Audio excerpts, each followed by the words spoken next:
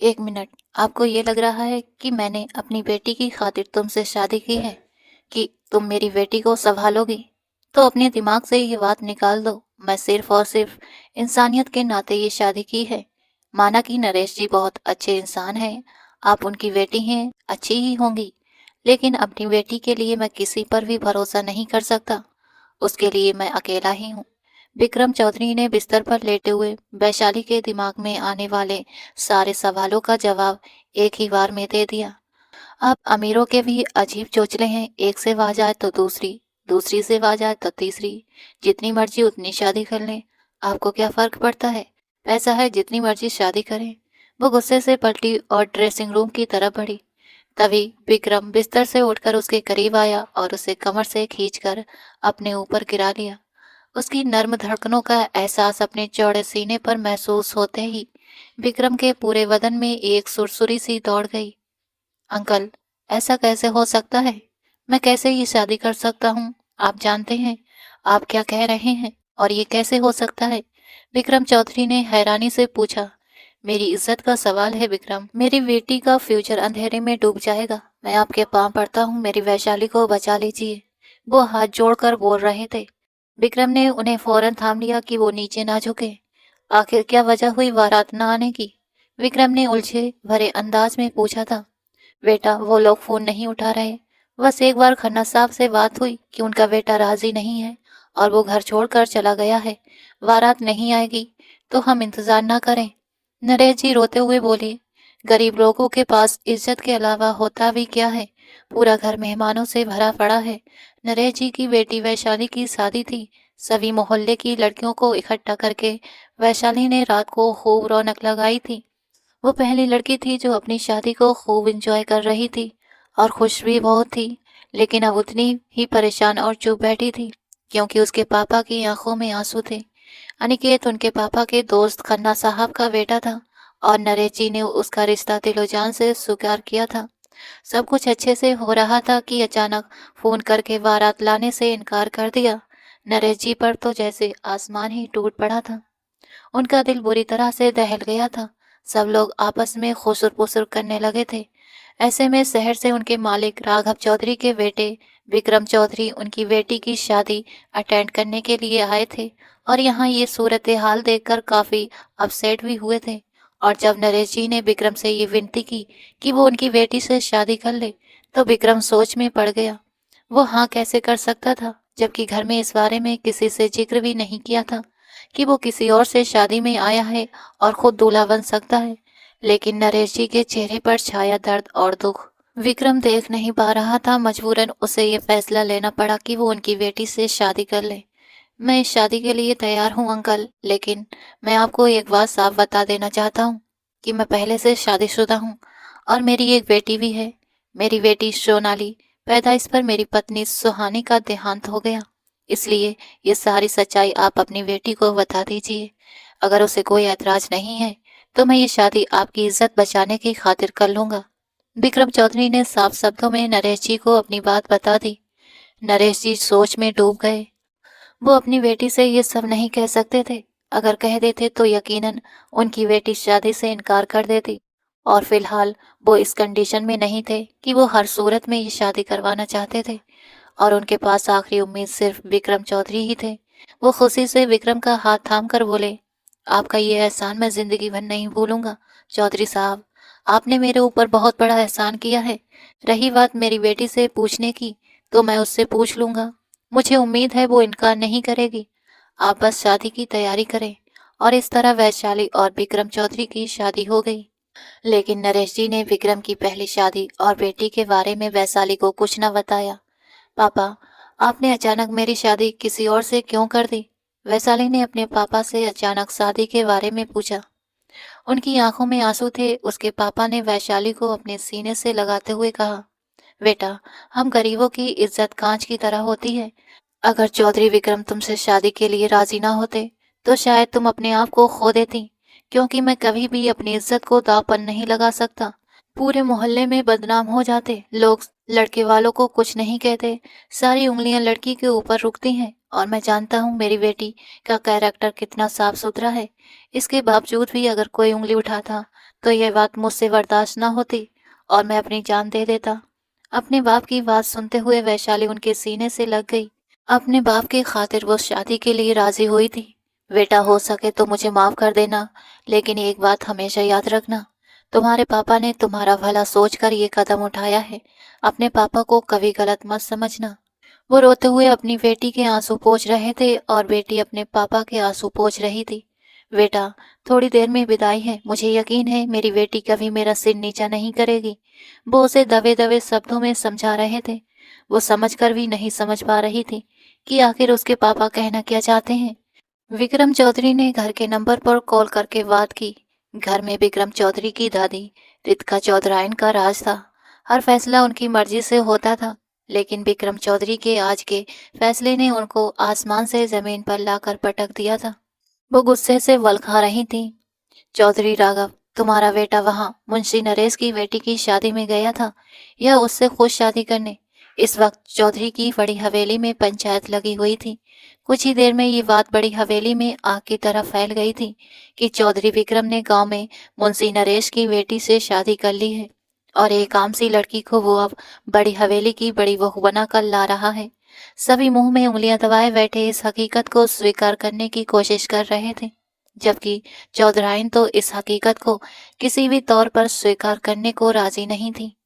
उनका बड़ा और लाडला पोता कैसे किसी मुंशी की बेटी को इस हवेली की बहू बनाकर ला सकता था, उन्हें अब तक यकीन नहीं हो रहा था। चौधरी राघव अपनी बड़ी सी हवेली में अपनी माँ और अपने बीवी बच्चों के साथ रहते थे। उनके दो बच्चे थे, बड़ा बेटा विक्रम चौधरी और बेटी निहारिका।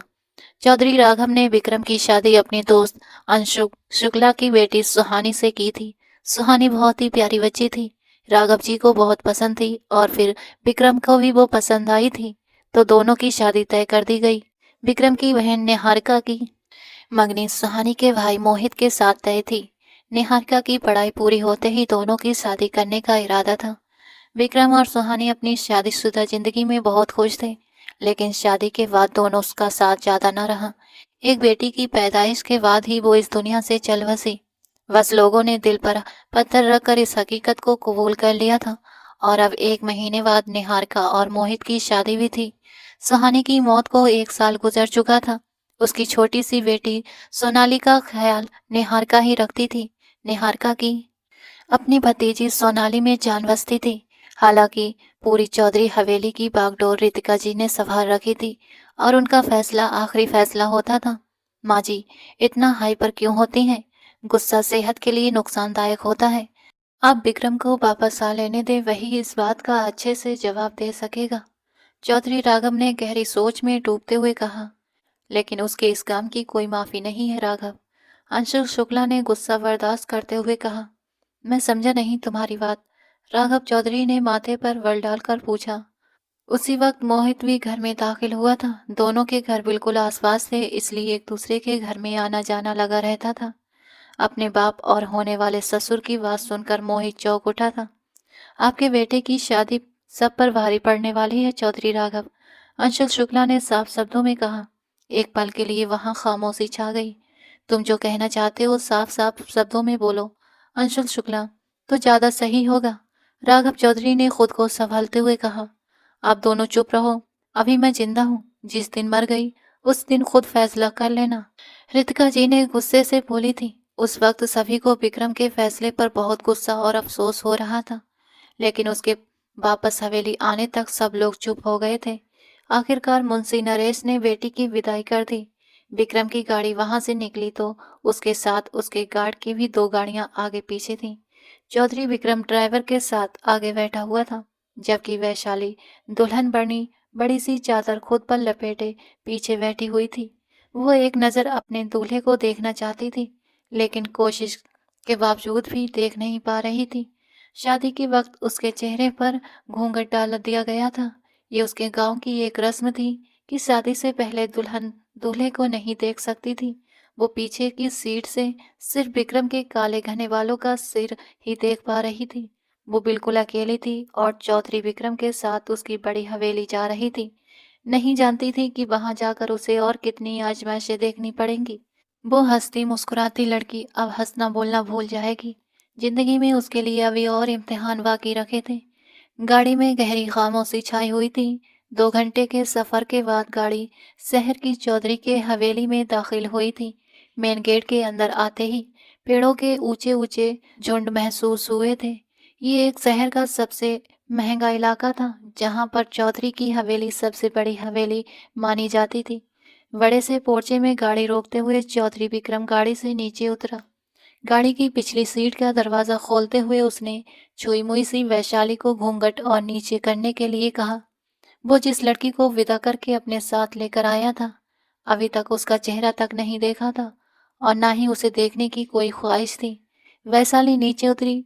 चौधरी विक्रम ने संजीदगी से उसका नाम लिया तो वो सक पका गई थी। अपना लहंगा संभालती हुई और अपनी चादर को मजबूती से पकड़े गाड़ी से नीचे उतरी। चलिए मेरे साथ।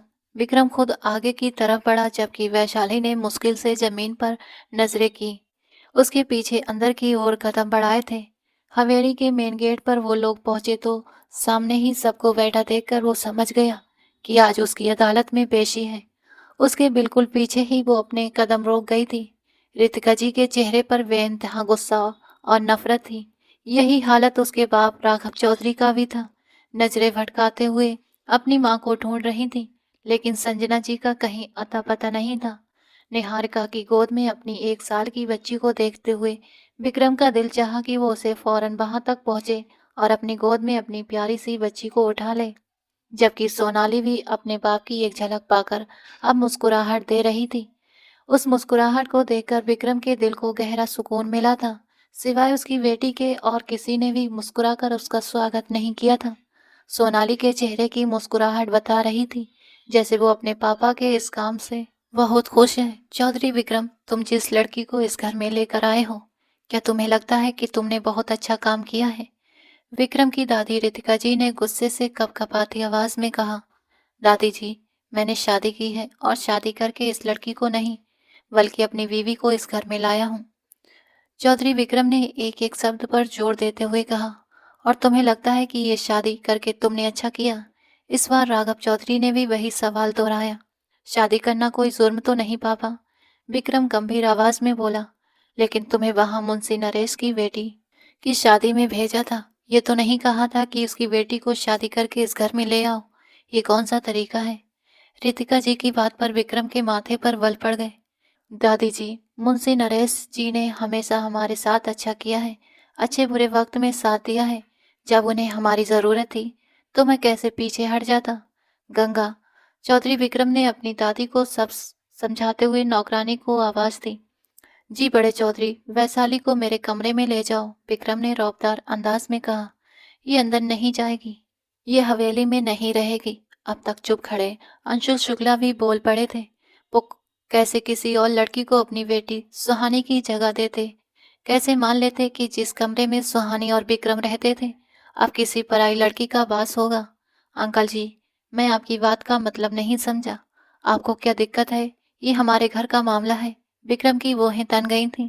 तुम भूल रहे हो कि ये मेरी बेटी का घर भी है। ये लड़की सुहानी की जगह नहीं ले सकती। तुम एक बच्ची के बाप हो और किसी और लड़की को मेरी नातिन सोनाली के सौतेली माँ बनाकर कैसे ला सकते हो? मैं इस लड़की को कभी अपनी बेटी की जगह नहीं देख सकता। अंशुल शुक्ला की बात सुनकर विक्रम का गुस्सा और बढ़ गया। 1 मिनट, मैं यहाँ सबको एक बात क्लियर कर दूं। ये मेरा पर्सनल मैटर है। मैं नहीं चाहता कि कोई इसमें दखल दे। ये शादी मैंने अपनी मर्जी से की है। सोनाली मेरी बेटी है, मेरी जिम्मेदारी है और मैं उसे अकेले संभाल सकता हूँ। अपनी बेटी के लिए मुझे किसी के आगे जवाब देने की जरूरत नहीं है। मुझे पता है कि उसे कैसे पालना है, इसलिए बेहतर होगा कि आप इस बात से दूर रहें। विक्रम के तेवर देखकर वहां मौजूद सब लोग खामोश हो गए थे। तुम जाति कर रहे हो, रितिका जी ने धीमी आवाज में कहा। मैं किसी के साथ जाति नहीं कर रहा दादी जी। सुहानी अब इस दुनिया में नहीं रही, लेकिन इसका मतलब ये नहीं कि मैं दूसरी शादी नहीं कर सकता। हालात ऐसे थे कि मुझे ये शादी करनी पड़ी, वरना मेरा कोई इरादा नहीं था। लेकिन जीवन में मेरा इरादा बने इसमें क्या गलत है? इतना मुद्दा मत बनाइए। गंगा, वैशाली को कमरे में लेकर जाओ। विक्रम की बातों के बाद सब चुप हो गए थे। वैशाली गंगा के साथ कांपते कदमों से कमरे की ओर बढ़ गई। विक्रम ने आगे बढ़कर सोनाली को निहारिका की गोद से ले लिया। बाप को देखते ही वो खिलखिला उठी थी। उसके चेहरे पर वो खुशी साफ दिख रही थी। विक्रम की गोद में आते ही उसे एक अलग ही सुकून मिलता था। तभी विक्रम की माँ संजना जी उसके पास आई, जबकि बाकी लोग जा चुके थे। बेटा, ये बहुत बड़ा फैसला है जो तुमने लिया है। कोई और तुम्हारा साथ दे या ना दे, तुम्हारी माँ हमेशा तुम्हारे साथ है। जानता हूँ माँ, आप मेरे खिलाफ नहीं जाएंगी। और यकीन मानिए, मैंने सिर्फ एक मजबूर बाप की मदद की है, वरना मेरा कोई इरादा नहीं था। क्या बेटा, क्या शादी के अलावा कोई और रास्ता नहीं था? संजना जी ने उलझन में पूछा। माँ, उस समय मुझे यही रास्ता सही लगा। शायद ऊपर वाले को भी यही मंजूर था। वो सोनाली की तरफ देखते हुए बोला, जो हर पल अपने बाप का ध्यान चाहती थी। विक्रम जब सोनाली को गोद में लेता तो दुनिया से बेखबर हो जाता था। संजना जी उसके कंधे पर हाथ रखकर अंदर चली गईं। निहारिका को भाई का ये फैसला पसंद नहीं आया था, लेकिन उसे रोकने का हक भी उसके पास नहीं था।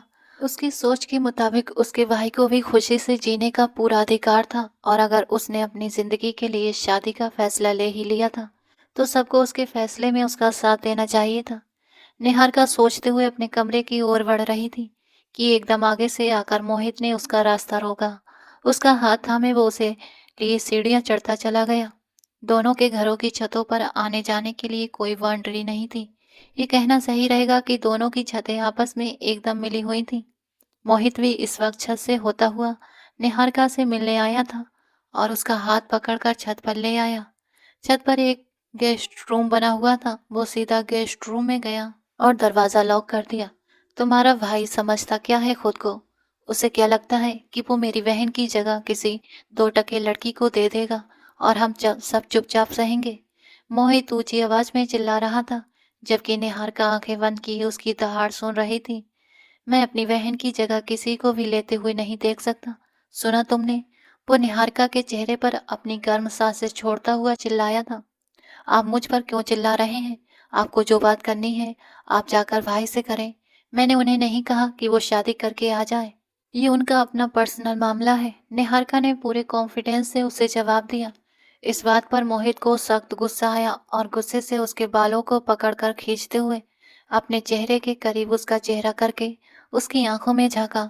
बहुत ज्यादा जुबान चल रही है तुम्हारी। पहले तो इस तरह की नहीं थी।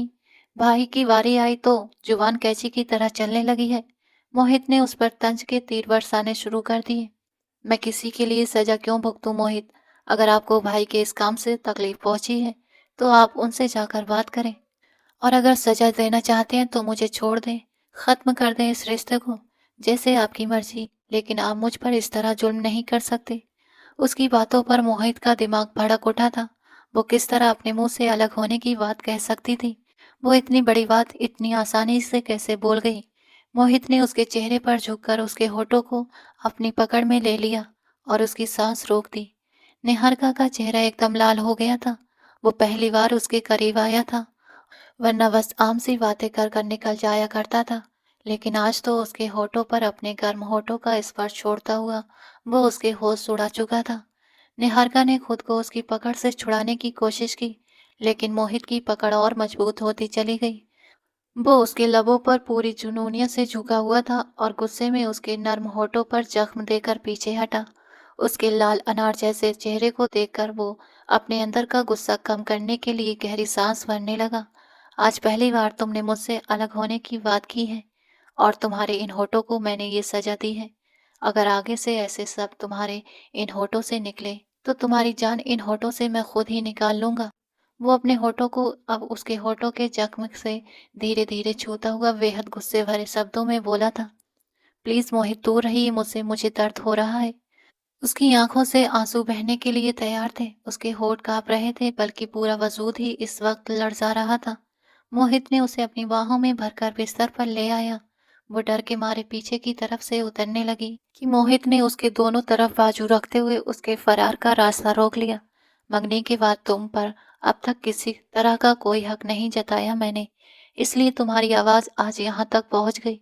अगर तुम्हें पहले ही एहसास दिला दिया होता कि तुम सिर्फ मेरी हो, तो तुम भूलकर भी अपनी जुबान पर मुझसे अलग होने के लिए शब्द न निकालती। वो उसकी गर्दन पर झुकता हुआ उस पर अपना स्पर्श छोड़ने लगा था और निहारिका बुरी तरह तड़प उठी थी।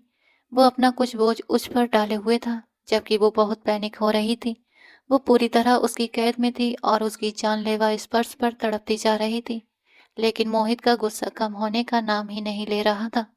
उसके स्पर्श और बेबाक हरकतों पर निहारिका की जान हथेली पर आ गई थी। उसकी आंखों में आंसू चमकने लगे थे, जिसे मोहित ने फौरन महसूस कर लिया था। वो भीगी आंखों और कांपते होठों से बोली, आई एम सॉरी, आगे से मैं तुमसे अलग होने की बात नहीं करूंगी, लेकिन प्लीज दूर रहिए मुझसे। मोहित अपनी जगह पर रुक गया था। उसने जरा सा ऊपर होते हुए उसकी आंखों में देखा, जहां आंसू चमक रहे थे। आंसुओं के साथ दर्द था, तकलीफ थी, शिकवा था, शिकायत थी और कांपते होठों पर माफी थी। क्या कहा, दोबारा बोलो। मोहित को लगा शायद गलती से उसके मुंह से ये सब निकले हैं। प्लीज मुझे माफ कर दीजिए, आज के बाद कभी भी आपसे अलग होने की बात नहीं करूंगी। उसके शब्दों ने मोहित के अंदर तक सुकून उतार दिया था। वो धीरे से पीछे हटता हुआ उसका हाथ पकड़कर उसे भी अपने सामने खड़ा कर गया। लेकिन उसके अंदर से तो जैसे जान ही निकल गई थी। वो वापस लड़खड़ा कर गिरने लगी कि मोहित ने उसकी कमर के पास अपनी मजबूत बाहें रखते हुए अपने सीने से लगा लिया। 100 बातों की एक बात, तुम सिर्फ मेरी हो, मोहित शुक्ला की, और अपनी आखिरी सांस तक मेरी ही रहोगी, और कभी भी मुझसे अलग होने के बारे में सोचा तो तुम्हारी जान ले लूंगा। वो जुनूनी अंदाज में निहारिका के चेहरे को देखता हुआ अब नरमी से उसके होठों पर मरहम रखने लगा था। वैशाली के लिए ये बहुत बड़ा सदमा था कि विक्रम चौधरी पहले से शादीशुदा था, बल्कि उसकी एक बेटी भी थी। उस वक्त उसे ऐसा लग रहा था जैसे चारों तरफ आंधियां चल रही हों, सिसकियों और साए साए की आवाजें गूंज रही थीं। ये बात उससे छुपाई गई थी और इस धोखे से उसे गहरा दुख पहुंचा था। वो विक्रम के कमरे में बैठी उसका इंतजार कर रही थी। काफी वक्त गुजर गया था, लेकिन विक्रम कमरे में नहीं आया। यहाँ तक किसी ने उसकी भी खबर ना ली थी। हालांकि उसे बहुत तेज भूख लगी थी, मगर किसी ने उसे पानी तक नहीं दिया था। बेबसी के मारे उसकी आंखों में आंसू बहने लगे। कैसी दुल्हन थी वो, जिसका स्वागत उसे दुत्कार किया गया था। जिस तरह से उसकी शादी और विदाई हुई थी, वो जानती थी कि कोई भी दिल से उसे स्वीकार नहीं करेगा, लेकिन इतनी बेइज्जती होगी ये उसने कभी सोचा भी नहीं था। काफी वक्त गुजरने के बाद जब विक्रम कमरे में नहीं आया, तो उसने अपना घूंघट खुद ही उठा दिया और उठकर खड़ी हो गई। वो कोई आम लड़की नहीं थी, वो वैशाली थी, मास्टर डिग्री होल्डर, कॉलेज में लेक्चरर। उसे अपनी जिंदगी अपने उसूलों पर जीने की आदत थी। वो कोई मासूम भोली भाली डरपोक सी लड़की नहीं थी। उसे वक्त और हालात को काबू करना आता था। इस वक्त वो एक ऐसे धोखे के गहरे सदमे में थी जो विक्रम ने दिया था, लेकिन फिर भी वो अपने बाप का सिर नीचा नहीं कर सकती थी। उस लम्हे उसके बाप को राघव चौधरी ने सहारा दिया था, और उसका एहसान का बदला यही था कि अब वैशाली उसकी बेटी को भी अपना लेती। ज्वेलरी उतार कर वो एक तरफ रखते हुए अपने खूबसूरत लहंगे को देखने लगी, जिसे उसने बहुत शौक और चाव से बनवाया था। रेड कलर का लहंगा पहने पे बहुत खूबसूरत लग रही थी। कितनी तारीफ की थी उसके दोस्तों ने, क्या कुछ नहीं कहा था। वो खुद पर एक तंज भरी हंसी हंसते हुए ड्रेसिंग टेबल के आगे खड़ी अपने आप को देख रही थी। जब दरवाजा खुलने की आवाज आई तो वो चौंकी और पलट कर देखा तो देखती रह गई। वो खूबसूरत, हैंडसम, दिल को धड़काने वाली पर्सनैलिटी, हुस्न का मालिक मर्द, क्या वो उसका पति था? रास्ते भर भी उसने घूंघट रखा था। हवेली में दाखिल हुई तब भी उसने घूंघट रखा था, लेकिन अब जो उसने देखा तो देखती रह गई थी। वो विक्रम चौधरी था। उसे अपनी आंखों पर यकीन नहीं हो रहा था। जबकि विक्रम ने जब अपने सामने खड़ी उस लड़की को देखा तो वो भी पत्थर हो गया। वो भी खूबसूरती में कम नहीं थी, इतनी खूबसूरत जैसे किसी ने दूध में हल्का सा केसर घोल दिया हो। ऐसी गुलाबी रंगत, ऐसा नर्म नाजुक वजूद, क्या ये मुंशी नरेश की बेटी हो सकती है? विक्रम को तो लगा था कि वो गांव की कोई आम सी शक्ल सूरत की लड़की होगी, जबकि सामने खड़ी लड़की तो खूबसूरती में अपनी ही मिसाल आप थी। एक पल को विक्रम के दिल ने जोर से धड़कना शुरू किया और वो खुद भी हैरान रह गया। वैशाली ने फौरन अपना चेहरा मोड़ लिया। उसके दिल की धड़कनें तेज हो गई थीं। उसका तरासा हुआ खूबसूरत बदन देखकर किसी भी बड़े से बड़े इंसान का दिल फिसल सकता था। चौधरी विक्रम की तो वो बीवी थी, उसकी जिंदगी में पूरे हक के साथ शामिल हो चुकी थी। विक्रम को अपनी नजरें उसके ऊपर से हटानी चाहिए थी, लेकिन उसकी आंखें पलटने से इनकार कर रही थीं। उसको देखना गुनाह तो नहीं था, वो तो उसकी बीवी थी, वो देख सकता था। यही सोचकर उसने अपनी नजरें हटाने का इरादा छोड़ दिया और गहरी नजरों से वैशाली को देखने लगा। फिर धीरे धीरे उसके करीब आया, उसके पीठ के पीछे खड़े होकर आईने में उसका खूबसूरत वजूद देख रहा था, जो इस वक्त चौधरी के दिल पर कयामत ढा रहा था। वैशाली की नजरें सामने शीशे पर गईं तो हटाना भूल गई थी। वे दोनों साथ खड़े एकदम परफेक्ट लग रहे थे। ऐसा लग रहा था जैसे दोनों एक दूसरे के लिए ही बने हों। वैशाली के दिल ने गवाही दी कि इस इंसान के लिए वो अपनी जान भी दे दे। आप थक गई होंगी, जाकर चेंज कर लीजिए। विक्रम के शब्दों ने वैशाली के ख्वाबों का महल बनने से पहले ही ढा दिया था। वो तो उसके मुंह से तारीफ सुनने की उम्मीद कर रही थी, ना कि चेंज करने की। लेकिन विक्रम ने ये कहकर उसे उसकी औकात याद दिला दी थी। अगले ही पल उसके चेहरे पर गुस्सा छा गया और वो वहां से हटती हुई ड्रेसिंग रूम की तरफ बढ़ गई थी।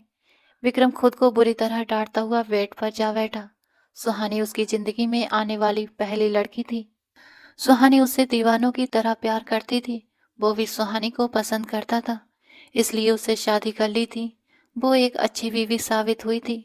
उसकी संगत में विक्रम बहुत खुश था, लेकिन उसकी जिंदगी एक आम रूटीन पर चल रही थी। 1 साल का साथ था, वो अभी उसे भूला तो नहीं था। तो क्या 2 साल में उसका दिल इतना खाली हो गया कि किसी दूसरी लड़की ने उस पर दस्तक दे दी? वो अपने घने वालों को सुलझाता हुआ खुद ही उलझ रहा था। उसे यकीन नहीं आ रहा था कि वो सुहानी के साथ बेवफाई कर सकता है। माना कि वो इस बात से बुरी तरह अपसेट हो गया। खुद को उससे कैसे दूर रखना है, ऐसे उल्टी सीधी बातें सोचता हुआ वो बाथरूम की तरफ बढ़ गया। वैशाली खुद को कंट्रोल करने की नाकाम कोशिश कर रही थी। उसको बहुत गुस्सा आ रहा था।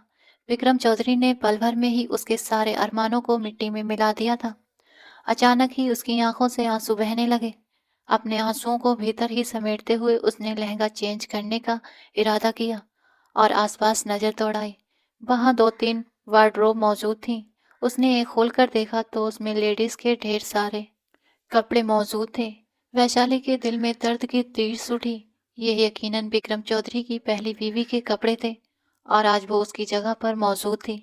दिल फिर से दुखने लगा। उसने गुस्से से कार्डबोर्ड बंद किया और बिना चेंज किए ही ड्रेसिंग रूम से बाहर निकल आई। विक्रम शावल लेकर ड्रेसिंग के सामने खड़ा बालों में कंघी कर रहा था। उसे बिना चेंज किए बाहर आते देखकर उसके माथे पर बल पड़े। क्या हुआ, आपने चेंज क्यों नहीं किया? वहां मेरे कपड़े नहीं है, वहां तो। सिर झुकाए उसने धीमी आवाज में कहा और अपनी बात अधूरी छोड़ दी। लेकिन कार्डबोर्ड में तो बहुत सारे कपड़े मौजूद हैं, आप उनमें से कोई ड्रेस पहन ले। विक्रम उसकी तरफ बढ़ता हुआ बोला था। माना कि गरीब हूं, लेकिन किसी की उतरन नहीं पहनती।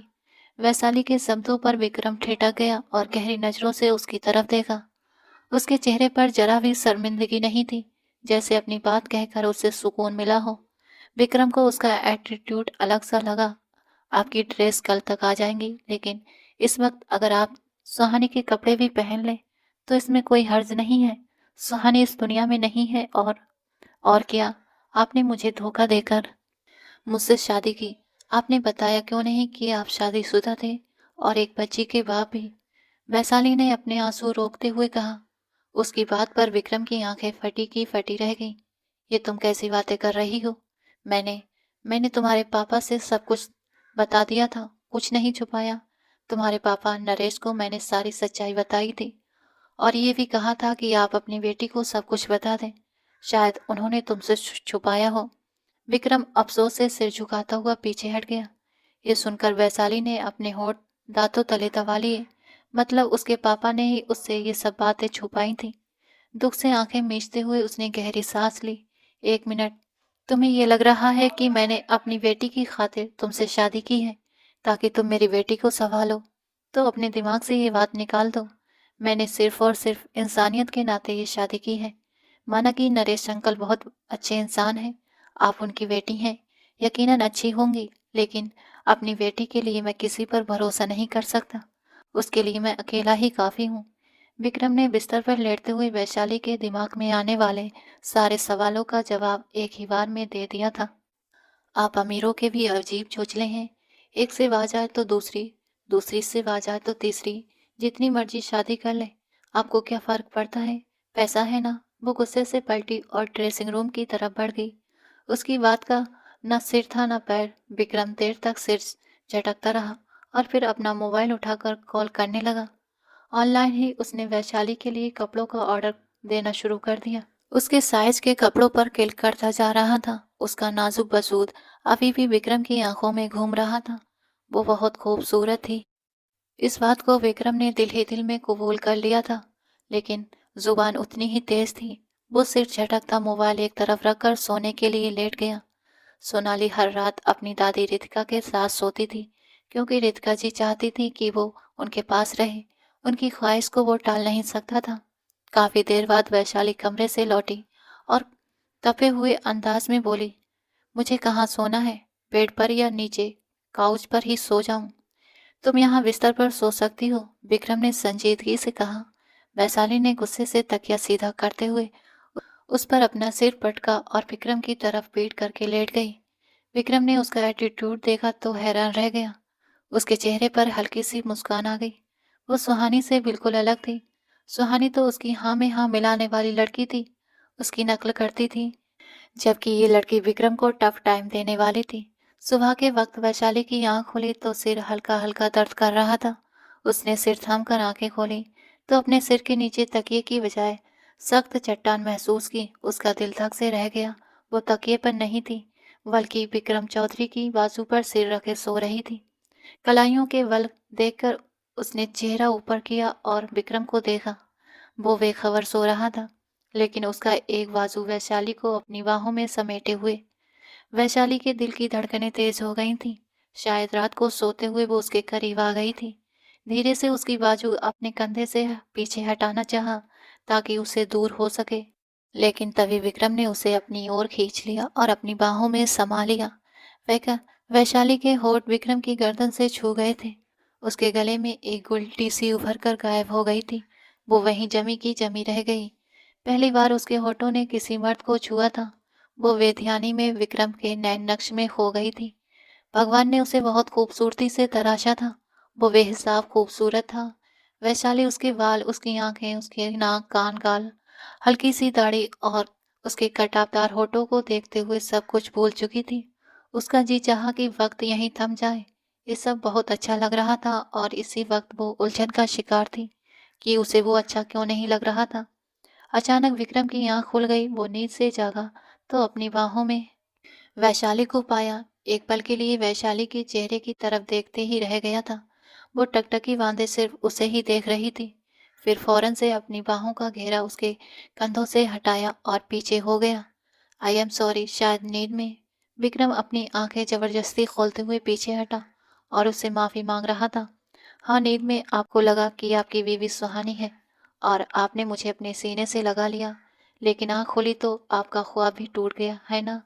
बहुत दुख की बात है। वैशाली ने तंज के तीर भिगो भिगो कर उस पर फेंके। विक्रम को उसकी बात करने का अंदाज सख्त बुरा लगा और खासकर सुहानी के बारे में इस तरह से बात करने पर वो गुस्से में आ गया था। झटके से उसके बाजू को पकड़कर अपनी ओर खींचते हुए बोला, मेरी मरी हुई बीवी के बारे में कुछ मत कहना वैशाली, मैं बर्दाश्त नहीं करूंगा। वो इस दुनिया में नहीं रही, इसलिए उसके बारे में कोई गलत बात मत बोलना। रही बात तुम्हारे करीब आने की, तो वो सब नींद में हुआ, जानबूझकर नहीं। और बात बात पर ये सुहानी का नाम तुम्हारी जुबान पर ना आए। विक्रम के गुस्से और कड़कदार आवाज पर एक पल को वैशाली सहम गई थी और फौरन सिर हिलाकर हामी भर दी। विक्रम उसका बाजू छटकता हुआ छोड़ता हुआ बिस्तर से उठा और बाथरूम में बंद हो गया। वैशाली की आंखों से आंसू बहने लगे। उसे एक बटा हुआ आदमी नहीं चाहिए था। हाँ, वो गरीब थी। वो किसी गरीब से ही शादी करना चाहती थी, लेकिन ऐसे इंसान से नहीं जिसके दिल में किसी और का नाम बसता हो। वो चाहती थी कि उसका पति सिर्फ उसका हो, उसके दिल में सिर्फ वैशाली हो। तो क्या उसकी ये चाहत गलत थी? अपने आंसू पोंछते हुए वो खुद से लड़ रही थी।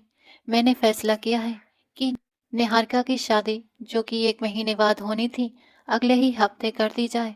सुबह नाश्ते की टेबल पर रितिका जी ने सबको अपना फैसला सुनाया तो एक पल के लिए वहां मौजूद सब लोग चौंक गए थे। आप क्या कह रही हैं माँ जी? निहारिका की शादी इतनी जल्दी क्यों? राघव चौधरी को ऐतराज हुआ, क्योंकि जिस तरह के हालात चल रहे हैं, मुझे नहीं लगता कि अब इस शादी में देर करनी चाहिए। उन्होंने कड़कदार शब्दों में जवाब दिया, मुझे तो लगता है कि ये शादी अब होनी ही नहीं चाहिए। एकदम से अंशुल शुक्ला की बात पर सब लोगों ने पलटकर दरवाजे की ओर देखा, जहां अंशुल शुक्ला अंदर दाखिल होते हुए अपनी बात कह रहे थे। उनके पीछे पीछे मोहित भी दाखिल हुआ था। उसने अपने बाप को सुबह सुबह चौधरी हवेली में आते हुए देखा था और उसका माथा ठनक गया था कि जरूर कुछ गड़बड़ है। इसलिए वो अपने बाप के पीछे पीछे हवेली में चला आया था। और अब अंशुल शुक्ला की बात सुनते ही मोहित का सांस ऊपर का ऊपर और नीचे का नीचे रह गया था। वो अपने बाप को एकटक देखे जा रहा था। उसका बाप अपने बेटे की नज़रें बहुत अच्छे से महसूस कर गया। वो जानता था कि निहारिका उसके लिए क्या अहमियत रखती है।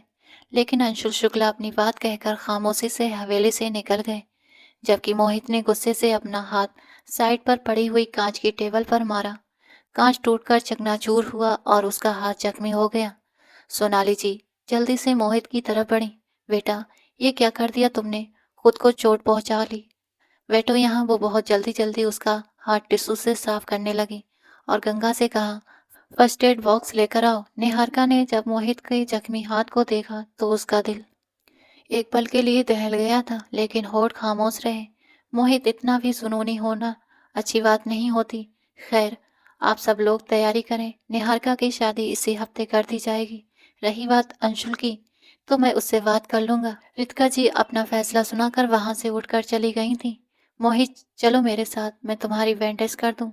सोनाली जी ने उसे उठाकर कमरे में ले जाना चाहा। आंटी, आप टेंशन न लें, मैं खुद ही बैंडेज लगा लूंगा। वो गुस्से से हाथ छुड़ाता हुआ घर से बाहर निकलता चला गया, जबकि सोनाली जी बेबसी से उसे देखती रह गई। घर आया तो मोहित की माँ ने जब उसका हाथ जख्मी देखा तो उनका दिल भी दहल गया। ये क्या हुआ मोहित? मम्मा पापा को समझा ले। मेरे और निहारिका के बीच किसी भी तरह की कोई दूरी पैदा ना करें, वरना शायद वो अपने बेटे को हमेशा के लिए खो देंगे। और उनकी माँ अच्छे से समझ गई थी कि क्या मसला हुआ है, क्योंकि अंशुल शुक्ला घर से यही बात कहकर निकले थे कि वो ये शादी नहीं होने देंगे। उनकी आंखों में बेबसी के मारे आंसू आ गए थे। उनकी बेटी तो भगवान के पास चली गई थी, लेकिन अब वो अपने बेटे को खुश देखना चाहती थी और उसकी खुशी निहारिका में थी। उधर चौधरी हवेली में मोहित के जाने के बाद सब लोग दोबारा से नाश्ते में लग चुके थे, लेकिन निहारिका का दिल बेचैन था। वो सबसे नजरें बचाकर घर से बाहर निकल आई और बराबर में बने हुए मोहित के घर में दाखिल हो गई। वो हिम्मत करके घर तक तो आ गई थी, लेकिन अब उसकी हिम्मत मोहित के कमरे में जाने की नहीं हो रही थी। उसे मोहित से डर लग रहा था। कल भी मोहित ने उसके साथ जो कुछ किया, उसके बाद वो वाकई उसके जुनून से डरने लगी थी। लेकिन फिर भी वो हिम्मत करके अपने कदम अंदर बढ़ा ही गई थी। सामने ही वो सोफे पर बैठा अपने हाथ को देख रहा था, जबकि उसके हाथ से निकलता हुआ खून अभी भी नीचे गिर रहा था। वो धीरे से उसके करीब आई और पास पड़ा फर्स्ट एड बॉक्स खोलकर उसके हाथ पर रुई रखते हुए खून रोकने की कोशिश करने लगी, जबकि उसकी आंखों में आंसू खुद ब खुद निकल रहे थे। वो छोटे से दिल की मालिक थी, किसी जानवर की तकलीफ पर भी रो पड़ती थी, और यहाँ तो उसने सामने मोहित था, उसका मंगेतर, उसका दिल, उसकी धड़कन। वो वाकई मोहित से बहुत मोहब्बत करती थी और उसे खोने का सोच भी नहीं सकती थी। लेकिन उस वक्त हालात ऐसे थे कि उसे लगा शायद अब उनके रास्ते अलग हो जाएंगे। अपने हाथ को जख्मी क्यों किया मोहित? वो रोते हुए शब्दों में पूछ रही थी, पर मोहित उसे खामोशी से देखता रहा, कुछ भी नहीं बोला। वो उसके हाथ पर बैंडेज करती रही, आंसू पोंछती रही और उसे दुख से देखती रही। इतना चुप क्यों हो मोहित? प्लीज ऐसे खामोश मत रहो और खुद को चोट क्यों पहुंचाई? सुहानी मेरी इकलौती बहन थी, बहुत मोहब्बत करता था मैं उससे। जिंदगी जीने की वजह ये बहनें ही तो होती हैं, उनकी खिलखिलाहटें होती हैं। मैं बहुत मिस करता हूँ उसको। ये 2 साल कैसे गुजरे मुझे नहीं पता निहारिका, पर उसके संग जो वक्त गुजरा मैं नहीं भूल पा रहा। वो आज भी मेरी यादों में जिंदा है, मैं उसे भूल नहीं सका। तो तुम्हारे भाई ने उसे कैसे भुला दिया? वो तो उसकी जिंदगी का हिस्सा थी, उसकी बीवी थी, उसके बच्चे की माँ। वो कैसे उसको भुला गया? क्यों किसी बाहर की लड़की को वो किसी की जगह लेकर आ गया कि मेरे दिल में और हमारे खानदान के दिलों में दरार आ गई? उसकी बात पर निहारिका ने उसे गौर से देखा। मोहित, सुहानी भाभी आज भी भाई के दिल में बसती हैं और हमेशा बसेंगी। उनकी हमेशा अच्छी यादें ही रहेंगी। ये मत सोचो कि वो चली गई हैं, क्योंकि वो आज भी हम सबके दिलों में जिंदा है। और रही बात भाई की, क्यों उन्होंने बाहर की लड़की को सुहानी की जगह दी, तो ऐसा नहीं है। भाई ने अपनी मजबूरी की भी बताई है और वो वजह भी जिसकी वजह से भाई ने उस लड़की से शादी की। आप भाई की नियत पर शक मत करें। सुहानी उनके साथ 1 साल रही और इस 1 साल में भाई ने उन्हें अपनी पलकों पर बिठाया था। उससे बहुत मोहब्बत की थी, लेकिन भगवान जी ने सुहानी भाभी को अपने पास बुला लिया। ये बहुत बड़ी आजमाइश है, सिर्फ हमारे लिए ही नहीं, भाई के लिए भी। खासकर भाई के लिए तो कुछ ज्यादा ही। आखिर सुहानी भाभी अपने प्यार की निशानी उनके गोद में डालकर चली गई। अगर उन्होंने किसी लड़की से शादी करनी होती तो सुहानी भाभी के जाने के 1-2 महीने बाद ही कर लेते, ना कि 1 साल तक इंतजार करते। सिर्फ एक चीज को सोचो कि मरने वाले के साथ मरा नहीं जाता। सबको आगे बढ़ने का हक है, सबको अपनी जिंदगियां और खुशियां जीने का हक है, और ये तो भगवान के फैसले होते हैं, हमें उन्हें स्वीकार कर लेना चाहिए। निहारिका ने बहुत धीमी आवाज में और बहुत प्यार भरे शब्दों में मोहित को समझाने की कोशिश की। एक तरफ उसका भाई था विक्रम चौधरी, तो दूसरी तरफ मोहित। दोनों में से किसी एक को भी चुनना वो सोच भी नहीं सकती थी। विक्रम अपनी जिंदगी का फैसला कर चुका था। अब वो जो भी था, जैसा भी था, वो फैसला हो चुका था। वैशाली खानदान की बहू बन चुकी थी। अब सबको इस फैसले के साथ ही जीना था। फिर समझौता करने में देर कैसी। कार्डबोर्ड में नए डिजाइन और नई स्टाइलिश के ड्रेस देखकर वैशाली की आंखें हैरत से खुली की खुली रह गई थीं। विक्रम ने अपना कहा सच कर दिखाया था। सुहानी के सब कपड़े वहां से गायब थे। विक्रम ने उसके लिए हर तरह के डिजाइन के बेशुमार कपड़ों से उसकी अलमारी भर दी थी कि एक पल के लिए वैशाली को लगा वो पूरा शहर ही खरीद लाया हो। उसकी पर्सनल जरूरत की हर चीज मौजूद थी, जिसे देखते ही वैशाली के कानों में से शर्म के मारे धुआं निकलने लगा था। उसके गाल लाल टमाटर जैसे हो गए थे। वो इतनी गहराई तक चला जाएगा, वैशाली को इसका अंदाजा नहीं था। वो हाथ में सारा सामान लेकर उसका साइज नंबर चेक कर रही थी।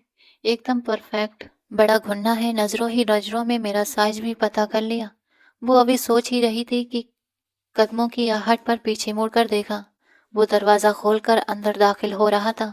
सारा सामान जल्दी से उसने पीठ के पीछे छिपा लिया। मैंने तुम्हारे लिए तुम्हारी जरूरत की हर चीज मंगा दी है। किसी और चीज की जरूरत हो तो मुझे बता देना। जी मैं बता दूंगी। उसे समझ नहीं आ रहा था क्या बोले, जबकि उसके शर्म से लाल गाल देखकर विक्रम के होठ मुस्कुरा उठे थे। उसके हाथों में छुपा सामान भी वो देख चुका था। होठ दबाकर अपनी हंसी रोकता हुआ वो कमरे से वापस चला गया, जबकि वैशाली ने चैन की सांस ली और सारा सामान जल्दी से अलमारी में रखकर उसे बंद कर दिया। सुबह नाश्ते की टेबल पर हुई बहस के बाद सारा दिन वो अपने कमरे में बंद रही। दिन में उसका खाना भी उसके कमरे में ही भिजवा दिया गया था। न वो खुद बाहर आ रही थी, ना ही कोई उसे मजबूर कर रहा था कि वो बाहर आए। घर वालों ने फिलहाल उसके साथ किसी भी तरह का कोई रिश्ता नहीं जोड़ा था। यहाँ तक कि कोई उसे सीधे मुंह बात भी नहीं करता था, जिस वजह से वैशाली का दिल और भी ज्यादा उदास होने लगा था। शाम के वक्त उसका दिल घबराया तो वो बाहर निकल आई। बहुत बड़ा गार्डन था। वो वहां बैठकर कुछ पल के लिए अपने दिमाग को फ्रेश करने लगी। पीछे से एक छोटी सी बच्ची की खिलखिलाहट सुनकर वो मुड़ी। निहारिका के हाथ में एक छोटी सी बच्ची थी, लेकिन वो विक्रम की बेटी थी। वैशाली ने फौरन अंदाजा लगा लिया, वो बहुत प्यारी और खूबसूरत थी। वैशाली को देखते ही वो और जोर से हंसने लगी। वैशाली का दिल उसकी ओर खींचने लगा और वो खुद को उसके पास जाने से रोक ना पाई। क्या मैं इसे अपनी गोद में उठा सकती हूँ? वैशाली ने निहारिका से इजाजत मांगी। उसकी आंखों में रोशनी के लिए ढेर सारा प्यार देकर निहारिका ने सोनाली को वैशाली के हाथों में दे दिया। नन्ही सी नाजुक सी 1 साल की बच्ची को उठाकर वैशाली बहुत खुश हुई। उसे लगा जैसे उसके हाथों में कोई छोटा सा खिलौना थमा दिया गया हो। सोनाली का भी यही हाल था, जैसे वो उसे बरसों से जानती हो। उसके गाल से अपना गाल जोड़ते हुए वो और जोर से खिलखिलाने लगी थी। दूर से संजना जी ने ये मंजर देखा तो उनके दिल में जैसे सुकून उतर गया था। भगवान बुरी नजर से बचाए, बहुत प्यारी है ये। क्या ये सारा दिन आपके पास होती है? वैशाली ने सोनाली के गालों को चूमते हुए निहारिका से पूछा। नहीं, हमेशा तो मेरे पास नहीं होती। कभी कभी मेरे पास, कभी मम्मी के पास तो कभी दादी के पास होती है। कभी कभी ये अपनी नानी के घर भी चली जाती है। सब मिलकर इसका ख्याल रखते हैं, लेकिन माँ जैसा ख्याल तो कोई भी नहीं रख पाता है ना। वैशाली ने उदास शब्दों में कहा। माँ तो नसीब वालों को ही मिलती है। निहारिका के जवाब पर वैशाली का दिल सख्त दुख से पसीज गया था। क्या वो उसकी माँ नहीं बन सकती थी? भगवान ने इतना प्यारा रिश्ता उसे दिया था, उसे इस काबिल समझा कि वो उसकी परवरिश कर सके, तो फिर वो क्यों अपनी आंखें इस बच्ची से मोड़ रही थी? नहीं, ऐसा नहीं हो सकता, मैं इस बच्ची से आंखें नहीं फेर सकती। अगर भगवान ने इस बच्ची की माँ को ले लिया था, तो एक माँ के रूप में मेरे हवाले इस बच्ची को सौंप दिया था। इस बात को समझने में वैशाली को एक पल ही लगा। क्या सोचने लगी, मैं इसे अंदर ले जाऊं? निहारिका ने सोनाली को वैशाली के हाथों से लेने के लिए हाथ आगे बढ़ाया, लेकिन सोनाली वैशाली से चिपक गई। वो उसके पास से हटना ही नहीं चाहती थी। ये मंजर देखकर अंदर आता विक्रम भी हैरान रह गया था। उसकी मासूम सोनाली इस वक्त वैशाली से ऐसे लिपट गई थी जैसे वैशाली ही उसकी सगी माँ हो।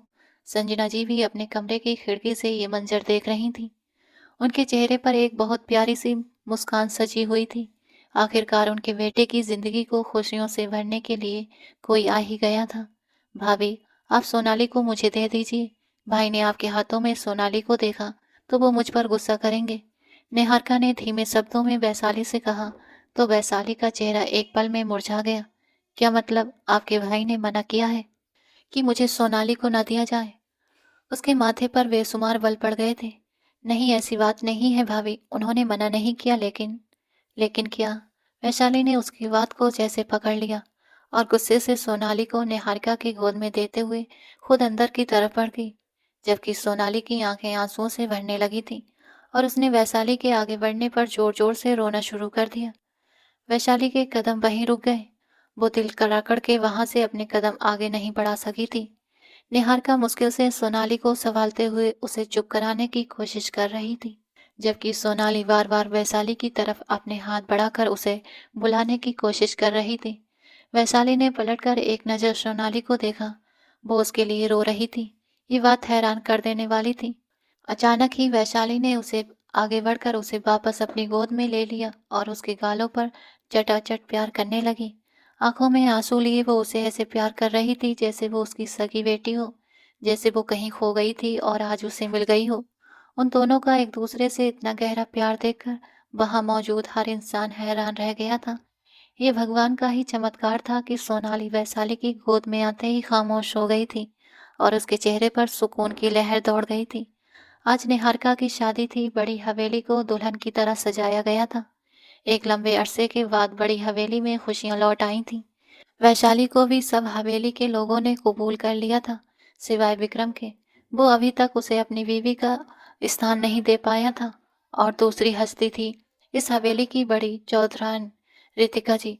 उन्होंने भी अभी तक वैशाली को स्वीकार नहीं किया था। वैशाली को देखते ही वो अपना मुंह फेर लेती थी, लेकिन वैशाली ने उनकी परवाह नहीं की, क्योंकि बाकी सब लोग, घर वाले उसके साथ बहुत अच्छे से रहते थे। इस समय एक चीज जो उसे बहुत ज्यादा अच्छी लगती थी वो था सोनाली का उसके करीब रहना। वो सोनाली की सारी जिम्मेदारियां खुद अपनी मर्जी से ले चुकी थी और बिल्कुल एक माँ की तरह उसका ख्याल रख रही थी। निहारिका की विदाई के दिन उसने और सोनाली ने एक जैसी ड्रेसिंग की थी। वो तो छोटी सी परी को पाकर बहुत खुश थी। सोनाली वैशाली के साथ ऐसे खुश रहती जैसे वैशाली उसकी सगी माँ हो। भगवान अपनी कृपा बनाए रखे, बुरी नजर से बचाए। आपने विक्रम चौधरी की शादी कब कर दी?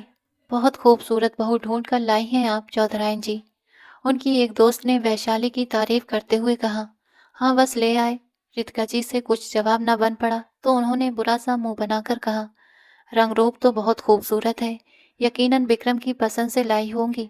एक और औरत ने बीच में आकर उनकी बातों में हिस्सा ले लिया तो रितिका जी की नजर वैशाली पर जा ठहरी। उस वक्त वो सजी धजी वाकई बहुत खूबसूरत लग रही थी। उसका रंग रूप देखकर कोई भी नहीं कह सकता था कि वो किसी गांव से मुंशी की बेटी है। उनके अंदाज और तौर तरीके और रहन सहन सब कुछ बहुत अलग था। ये सब देखकर चौधराइन रितिका जी के दिल में भी उसके लिए थोड़ी सी नरमी पैदा हुई थी। बहुत खुशगवार माहौल में निहारिका की विदाई कर दी गई, जबकि अंशु शुक्ला अब भी नाराज से दिखाई दे रहे थे।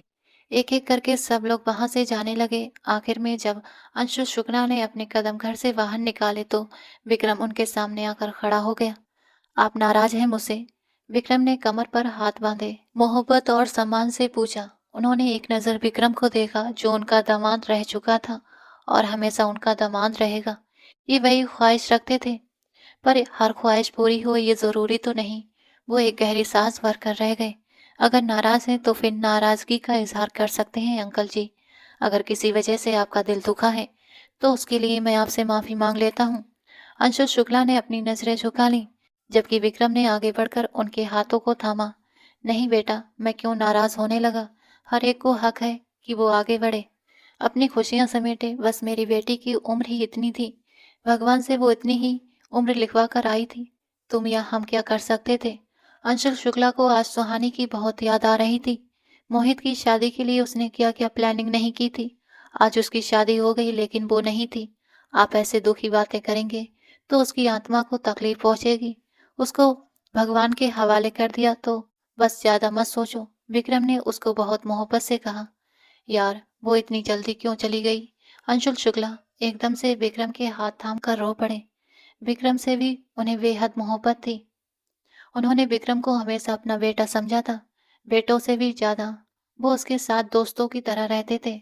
हाँ, नाराज हो गए थे, लेकिन अब जब विक्रम के सामने से आकर उनकी दुखती रग पर हाथ रख दिया तो वो खुद को संभाल ना सके और रो पड़े। विक्रम ने आगे बढ़कर उन्हें अपने सीने से लगा लिया। अच्छे लोगों को भगवान जल्दी अपने पास बुला लेता है अंकल जी। हौसला रखें, सब्र से काम लें। वो भी आज सुहानी के यहाँ ना होने की वजह से बहुत दुखी था, लेकिन भगवान की मर्जी के आगे सब बेबस होते हैं। उसके आगे के फैसले कोई नहीं जान सकता। विक्रम के सीने से लगकर अंशुल शुक्ला को ऐसा लगा जैसे उनकी बेटी ने उन्हें अपने सीने से लगाए हों। वो आंखें बंद करके सुकून महसूस करने लगे। फूलों से सजे कमरे में जैसे ही मोहित दाखिल हुआ, सामने अपने दिल की चाहत, अपनी मोहब्बत को अपने लिए पुरजोर से सजा देकर उसके अंदर एक सुकून सा उतरा। उसकी तरफ कदम कदम बढ़ाता वो उसके दिल की धड़कनों को भी बढ़ा रहा था। उसके करीब बैठते हुए उसका नर्म मुलायम हाथ अपने हाथों में थामते हुए सहलाने लगा। वो बहुत खामोश था। उसकी खामोशी को महसूस करती निहारिका ने उसकी ओर देखा। उसकी आंखों में आंसू थे। मोहित, निहारिका तड़प उठी थी। वो क्यों रो रहा था? जब उसने उसकी तरफ देखा तो उसकी आंखों के कोने गीले हो गए थे। निहारिका ने अचानक उसे अपने गले से लगाया तो वो आंखें बंद कर गया। आई एम सॉरी निहारिका, उस दिन तुम्हारे साथ गुस्से में। वो उसके गर्दन पर अपनी बाहें लपेटकर माफी मांग रहा था। वो सिर हिलाते हुए खुद भी रो पड़ा। प्लीज मोहित, ऐसा मत करो। मुझे तुम्हारे आंसू तकलीफ दे रहे हैं। वो बुरी तरह रो दी थी। तुम मेरी हो जानता हूँ, फिर भी तुम्हें सजा देने चला था। उस दिन गुस्से में हर हाथ पार करने वाला था मैं। मोहित ने उसे अपने दिल की बात बताते हुए उसकी आंखों में देखा। निहारिका का दिल धक से रह गया। उस दिन अगर तुम सॉरी ना कहती तो शायद मैं अपनी हर हद पार कर देता, तुम्हें तोड़ चुका होता। अगर उस दिन सब कुछ हो जाता तो शायद मैं तुमसे और खुद से नजरें मिलाने के काबिल ना रहता। उस दिन मैं बहुत गुस्से में था, मुझे कुछ भी दिखाई नहीं दे रहा था। निहारिका, मेरी बहन की जगह विक्रम ने किसी और लड़की को दे दी थी। ये बात मुझसे बर्दाश्त नहीं हुई। मैं तुम्हें तकलीफ देकर तुम्हारे भाई को तकलीफ देना चाहता था, लेकिन नहीं दे सका। वो सिर झुका गया। कुछ गलत करने से पहले ही भगवान ने मुझे रोक दिया था, कुछ गलत होने से बचा लिया था। लेकिन मैं हमारे खूबसूरत रिश्ते को आगे बढ़ाने से पहले ये सच्चाई तुम्हें बता देना चाहता था, ताकि तुम मुझे माफ कर दो। मोहित ने सच्चे दिल से उससे माफी मांगते हुए उसकी ओर देखा। निहारिका ने मोहब्बत भरी नजरों से उसे देखते हुए दिल ही दिल में भगवान का धन्यवाद किया था कि उसे समझने वाला हम सफर मिला था। लेकिन वो मोहित को यूं टूटा हुआ नहीं देख सकती थी, और जो कुछ उसने किया ही नहीं उसके लिए वो माफी मांग रहा था। निहारिका धीमा सा मुस्कुराती उसके माथे पर अपने होठ रख गई थी। मोहित ने सुकून से अपनी आंखें बंद कर ली। आप मेरा सब कुछ हो मोहित। आप अगर मेरे साथ जबरदस्ती भी कर लेते तब भी वो आपका हक था, क्योंकि मैं आपका नाम के साथ खुद को बहुत पहले से ही जोड़ चुकी थी। हाँ, भले उसमें मेरी मर्जी शामिल ना होती, लेकिन मैं आपको आपका हक देने के लिए उस वक्त भी आपको शर्मिंदा ना करती। निहारिका की बातों पर मोहित दिल से मुस्कुराया और उसे अपनी बाहों में भरकर अपना सुकून उसकी बाहों में तराशने लगा था। ये ये क्या है? वो अंदर आया तो बेबी कॉट पर सोनाली को सोता देख हैरानी से वैशाली को देखा। धीरे बोलिए, अभी सोई है, वैशाली ने सरगोशी के अंदाज में कहा। लेकिन ये यहाँ, वैशाली ये यहाँ क्या कर रही है? विक्रम को अभी भी हैरानी हो रही थी। वो अपने नानू के साथ सोई थी, उनकी ख्वाहिश पर। आज वैशाली उसे यहाँ ले आई थी, कहीं संजना जी नाराज न हो जाए। ये सोचते हुए विक्रम एकदम संजीदा हुआ और गुस्से में वैशाली को बाजू से थामकर ड्रेसिंग रूम की तरफ ले गया। अंदर ले जाते ही दीवार के साथ पिन किया। किससे पूछकर तुम सोनाली को यहाँ ले आई हो? हाँ बोलो, किसने तुम्हें ये हक दिया कि तुम अंशु शुक्ला से सोनाली को लेकर यहाँ आ जाओ? वो गुस्से से उसके बाजू को दबोचते हुए ठंडे शब्दों में बोल रहा था। उसके इस जुनूनी अंदाज पर वैशाली की आंखें भर आईं। बाजू छोड़ो, दर्द हो रहा है मुझे। वो अपना बाजू छुड़ाकर रोते हुए बोली, मेरी बच्ची से दूर रहो। तुम उसे उसके अपनों से दूर करने की कोशिश मत करना, समझी? विक्रम ने गुस्से से उसे छोड़ा तो वो हैरान होकर उसे देखने लगी। जहां सब घर वालों ने उसे अपना लिया था, आज खुद विक्रम ने ही उसे छोड़ दिया था। रितिका जी ने उसे प्यार से बुलाया था तो वो कितनी खुश हुई थी। और फिर संजना जी ने खुद सोनाली को उसे सौंपा था। उन्हें इस वैशाली पर पूरा भरोसा था, लेकिन भरोसा नहीं था तो सिर्फ इस सामने खड़े इंसान को। और सोनाली उसी की तो बेटी थी। वैशाली ये बात कैसे भूल सकती थी? विक्रम की बातों पर उसके अंदर अंगारे से दहक उठे थे। वो झटके से वापस बाहर निकलने लगी कि विक्रम ने उसे अपनी ओर खींच लिया। वो सीधा उसके सीने से आ लगी। वो सो रही है, सुबह होते ही उसे उसकी माँ के पास छोड़कर आना। अब की बार विक्रम धीमे शब्दों में बोला था। छोड़ आऊंगी आपकी बेटी को आपकी माँ के पास। उसने अपने आंसू पलकों पर आने से पहले ही पीछे धकेलने की कोशिश की। विक्रम को अपने सख्त रवैये पर अफसोस हुआ था और वो पीछे हट गया। वैशाली उसके बाजू छोड़ते ही खामोशी से ड्रेसिंग रूम से बाहर निकल गई। विक्रम होठ भींचता रह गया था। बिस्तर पर लेटा उसका रुख सोनाली की तरफ था। वो लगातार उसे देख रही थी। उसका नन्हा वजूद वैशाली को सुकून दे रहा था। वो उसके पति की पहली बीवी की बेटी थी, लेकिन उसके बावजूद उसे दिलो जान से प्यारी थी। विक्रम कमरे से बाहर निकल गया। काफी देर बाद वो वापस कमरे में आया था। संजय जी से बात करके वो कुछ हद तक सुकून में था, लेकिन उनकी ये बात कि वैशाली को वो अपना ले उसे उलझन में डाल रही थी। वो सोनाली की तरफ देखती हुई या तो सो रही थी या सोने की कोशिश कर रही थी। विक्रम समझ नहीं सका था, लेकिन उसकी करीब लेटकर उसे खींचकर अपनी ओर कर लिया तो वो रोते हुए उसके सीने से जा लगी। विक्रम हैरान हुआ। उसे लगा वैशाली उसे पीछे धकेल देगी, लेकिन वो उसके सीने से लगी हिचकियों के साथ रो रही थी और इस बात पर उसे एक अजीब सा सुकून मिला। रो क्यों रही हो? विक्रम ने बहुत प्यार से पूछा। उसे जवाब देने की बजाय वो अपनी नाक से सकते हुए उसकी शर्ट से साफ करने लगी। विक्रम को एक सुकून सा मिला था, जैसे वो उसे खुद से दूर नहीं करना चाहती थी। सुनो, अगर इसी तरह रोगी तो मेरे सोए हुए जज्बातों को तुम जगा दोगी और मुश्किल फिर तुम्हें ही उठानी पड़ेगी, मुझे नहीं। उसके कान में धीरे से सरगोशी करता हुआ विक्रम शरारत से हल्का सा हंसा। वो पीछे हटती आंसू पोंछ गई थी। कैसी मुश्किल? उसकी लाल नाक आज फिर विक्रम को अपनी ओर खींच रही थी। धीरे से आगे बढ़ते हुए उसने उसकी नाक की टिप पर अपने होंठ रख दिए और दांतों से हल्का सा काटा। वो सीख करके पीछे हटती। ये क्या था? वो माथे पर बल डालकर विक्रम से पूछने लगी। ये लव वाइट, वो प्यार से बोला और उसका हाथ पकड़कर खींच लिया। वो सीधा उसके ऊपर गिर गई और उसके सीने से जा टकराई। विक्रम के अंदर एक स्पार्क सा हुआ था। उसकी नर्म धड़कनों को अपने सीने पर महसूस करके सुहानी के जाने के बाद आज 2 साल में वो पहली बार किसी लड़की के करीब आया था, वो भी अपनी बीवी वैशाली के। वो उसे उसका हक देना चाहता था और खुद भी उसकी वजूद से उसकी रूह में समा जाना चाहता था। बेटी को अपना लिया, क्या बाप को नहीं अपना सकती? विक्रम की गंभीर आवाज सुनकर उसने एक नज़र उसकी ओर डाली। बेटी के बाप को तो शादी की पहली रात ही अपना लिया था, वो दिल से बोली तो विक्रम हल्का सा मुस्कुराया। उसके बाल कान के पीछे करता उसके माथे पर होठ रख दिए। ये देखकर वो मुस्कुरा पड़ी। वो उसके सीने पर सिर रख गई थी। मुझे खुशी है कि आप मेरे करीब आए। उसकी धीमी सरगोशी ने विक्रम को हैरत में डाल दिया था। और मुझे गर्व है कि तुम मेरी जिंदगी में आई, विक्रम ने कहते हुए उसे सख्ती से अपने सीने में भींच लिया और वैशाली को सांस लेना भी मुश्किल हो गया। विक्रम, वो घबराए हुए शब्दों में बोली। वो खुमारी भरी नजरों से उसे देखने लगा। मेरी सांस अटक रही है। जबकि विक्रम ने अचानक पोजीशन बदल ली और अब वो वैशाली को नीचे दबाए अपनी गहरी निगाहों से उसे देख रहा था। उसकी आंखों में ऐसी चाहत थी कि वैशाली पलके झपकना ही भूल गई थी। बहुत खूबसूरत हो तुम। उसके धीमे शब्द वैशाली के दिल की धड़कनों को और तेज कर गए थे। उसकी उंगलियां उसके चेहरे के नन्हे नन्हे नक्श को छूती हुई जैसे उसे अपनी रूह में उतार लेना चाह रही थी। वैशाली उसकी इस नजदीकी में खोती चली गई थी। उसका हर स्पर्श उसे मदहोश कर रहा था। मुकद्दर ने भले उन्हें मिलाया था, लेकिन वक्त ने उन्हें एक दूसरे को समझने और महसूस करने का ये अनमोल पल दिया था। उनके बीच की दूरियां मिट चुकी थीं और अब वो दोनों एक दूसरे के इतने करीब आ चुके थे कि जैसे उनकी सांसें भी एक हो गई हों। दोस्तों, आज की ये कहानी आपको कैसी लगी? अपनी राय कमेंट बॉक्स में ज़रूर देना। कहानी पसंद आई हो तो लाइक करना, रोज़ एक नई कहानी सुनने के लिए हमारे चैनल को सब्सक्राइब करना।